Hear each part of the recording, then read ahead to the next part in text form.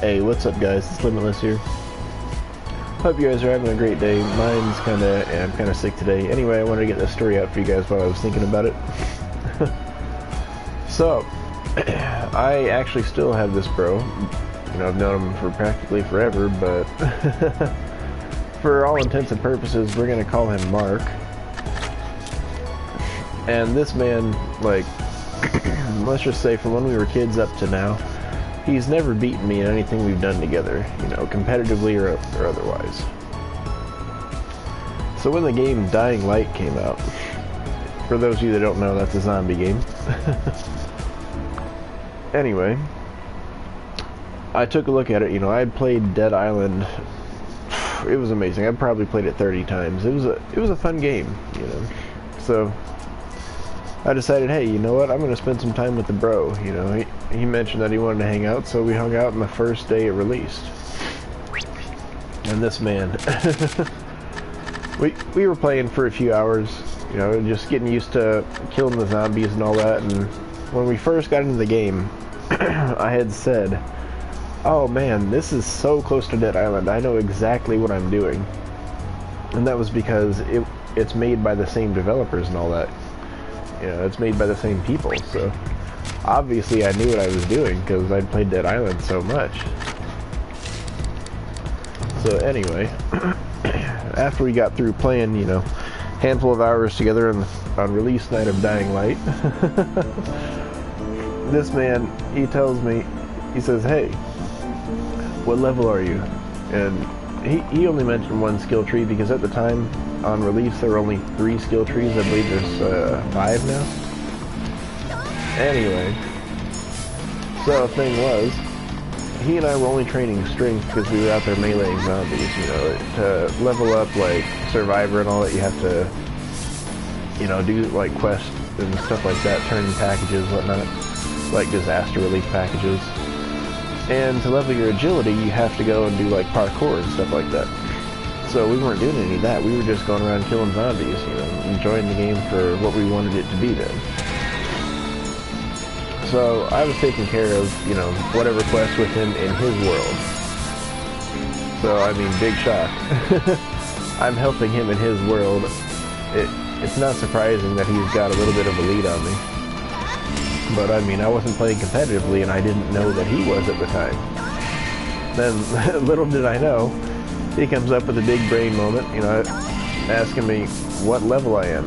So I'm like, oh, my strength tree is like, you know, 12 right now. And he's like, oh, I guess that's average. I'm like, wow. And to give you an idea of how he said it exactly like this. Oh, I guess that's average. He really tried to hold me like that. So, alright, that's fine, that's fine. So I was like, alright, well, Mr. Genius, what level are you? He's like, oh, I'm 15. I'm like, alright, well, good for you, man. I mean, I didn't know this was a competition, but yeah, I mean, next time you get on, don't even worry about it. I'll be max leveled. Funny thing was, when I say things like that, I'm not lying about it. He got on like 9 hours later after he woke up. I was maxed out in all the skill trees, had been for a few hours. We got to playing. He found out that I had gone killing the Night Hunters, which are the player-controlled zombies that are in their own special mode. And you get something called a Night Hunter gland, so you can make a Night Hunter potion. And that potion makes you ridiculously OP, especially on lower difficulties. Higher the difficulty, the shorter it is. The lower the difficulty, the longer it lasts. Either way, the effect is the same. Yeah, it makes you like really resistant to damage and all that stuff. It's actually really OP. So I went ahead and made, you know, a stack of those because at my level, back then Night Hunters weren't super OP. So, I mean, I could like 2-hit any Night Hunter. Anyway, so it's funny. He's made himself a little grappling hook and all that. We're going back through his world, trying to rush through missions and everything like that. It's going really, really well. The only thing is, though, he's getting kind of upset because he's one of those people that, like, rather than admit it, will hold it in, and you know, you can only notice like slight differences in the voice and stuff like that, or in the fact that he'll just suddenly quit or something like that. So we're going around doing his missions. I'm popping 900 potions. He's running around with this grappling hook like some kind of a ninja. He's over there trying to, you know, climb up buildings like the speed of light and everything, and wherever he's hitting with the grappling hook, I'm just flying over with my sheer speed from the Night Hunter potion. This man's getting upset. After this day, it's actually really kind of sad because he quit playing the game. He never finished the story. Believe it or not, it gets worse. Because he hoed me that day, later on, when the following DLC came out for Dying Light, they came out with 2 more skill trees, the driving and the legend skill tree. So the legend skill tree works like this.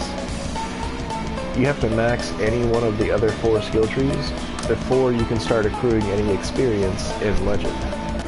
And then, unlike the others that max out at like 24 and 25, legend maxes out at 250, and you need ridiculous amounts of experience to max that out. But it's really funny because unlike the others, it doesn't matter what kind of experience it is. So little did he know, I've been playing for a long time, and I had like stacks on stacks of disaster relief packages. I just kept grabbing them, you know, I just kept playing the game, you know, playing with randoms and all that, you know, playing with the wacky weapons they've got and all that, and their glorious world of weirdo zombies. And I just had stacks on stacks of these things. And so, after, you know, we got on there, we checked it out and all that, I was like, hey, you want to make new characters, or do you want to, you know, import the old ones? He was like, oh, let's just use the old ones. I'm like, alright. So I went ahead, grabbed my old one, he grabbed his old one. He had never maxed out. He was only like 18 in strength and wasn't like double digits in any other skill tree. So we decided, okay, you know what, we're going to go check out what these cars are about. We go play it and I'll find out there's different levels of armor and everything for your cars and everything, different upgrades that you can use to fend off, you know, zombies, night hunters, all that fun stuff. Well, we played for a few hours, and then after that, he got off for 4 hours. He came back, and unlike other skill trees, when you hit any legend levels, it displays on screen at all times for any characters you see.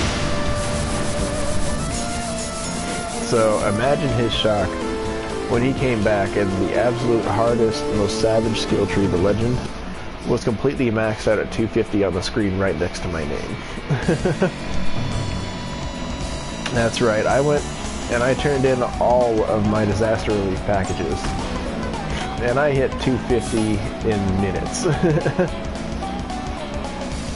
Because you can't turn them in all at once, but yeah, I hit 250 in minutes, you know, like big brain 500 IQs are on my part. I had saved up over the longest time. I just had those ready. And so he gets on 4 hours later to see me at 250 max level. Absolutely nothing he can do about it. And here he is, not even legend level 1 yet. Can't even get legend experience yet, and I'm already done with the game. So, you know, we decide, okay, we're gonna play a little bit. I'm running around, I've got max level armor on my car. My abilities are decked out, everything, it's perfect.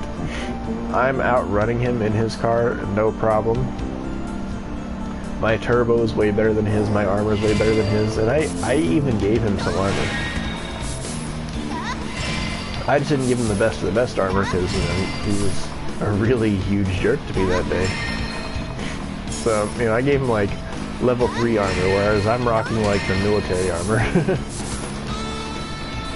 We're running around, you know, I actually make him weapons and all that when he needs it and stuff like that. But this man,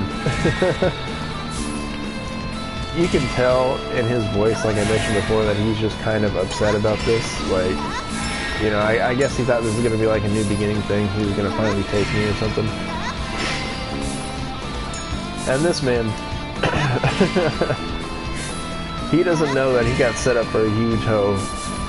So we're running around, you know, like I'm bumping him on the road and everything. My car is just so much faster than his and everything. We stopping at a gas station. I use my car to pin his to the to one of the gas. What is it? Like the gas tanks they got there, you know, the pump of gas. I pin his car to one of those, and he's over here like trying to turbo out and stuff. And whenever he turbos, I cancel it with my turbo, so he's just going nowhere. He's getting really mad, and he's like, "Come on, man, I can't move." So I said, "Oh, sorry," and I back out. Let him move. It wasn't long after that his car gets totaled, and so, you know, he hops on mine, we get back to safety, and he calls it a night. Now, the funny part about this is not just how hard he got, like, revenge hoed because he tried to hoe me so much, but it's the fact that after this, he never played it again. He actually sold the game and never played Dying Light ever again. Alright guys, I think that about wraps up this story. So, I guess moral of the story here is, be good to your friends, especially if they're always helping you out and having fun with you and all that. You know, don't make things a competition if it's going to be a mean kind of thing. Otherwise, you know, I guess you get a hoed in Dying Light and never end up finishing your game. So, have a great day guys, God bless, thanks for listening, and remember to smash that like button.